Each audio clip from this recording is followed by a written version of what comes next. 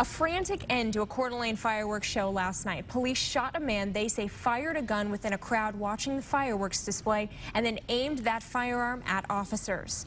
This happened in the middle of a crowd of families. Police say Tyler Rambo is fighting for his life in a local hospital tonight, shot by police at least 10 times. In an interview today, the head of the Coeur d'Alene police said this man was already known to police. Our Hawk Hammer is working for you in North Idaho tonight. Hawk, people keep, and especially the police, just keep stressing how fast this all happened.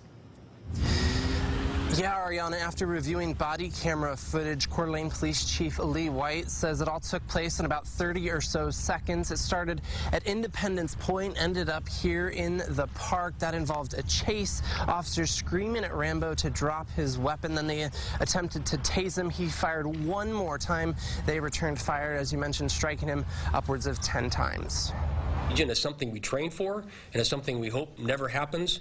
And there, by the grace of God, we didn't have more people injured last night. It was a night of celebration turned terrifying in a blink of an eye. A crowded park turning into a crime scene. It's a good event. It's a safe event. But there is a certain element in our society that has no regard for the rules. The suspect, now identified by police as Tyler Rambo, firing his revolver. Police say they have witnesses that saw him strike somebody in the leg before law enforcement flooded the scene. That person has not yet been found. A chase began. 15 commands were shouted. Then we attempted to use less lethal force to end the extremely tense and rapidly evolving situation. However, when the suspect fired that final shot, the officers had little choice but to return fire. At that point, witnesses told us they were running, diving to cover their loved ones, doing anything they could to get away from what was happening. One witness shared this with us. The suspect on the ground as first responders attempted to stabilize him. The initial report that I heard was that he was struck at least 10 times by officers' gunfire.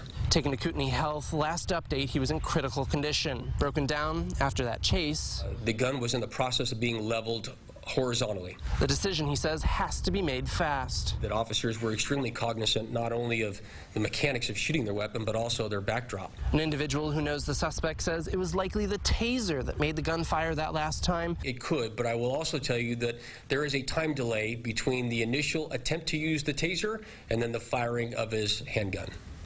It is not instantaneous. An unimaginable night in more than one way. The fact that it happened and that no officers or bystanders were hurt. And to have something of that nature occur in such a confined space with that many people around and have the officers act in the manner in which they did is fantastic. I'm extremely proud of our men and women in uniform.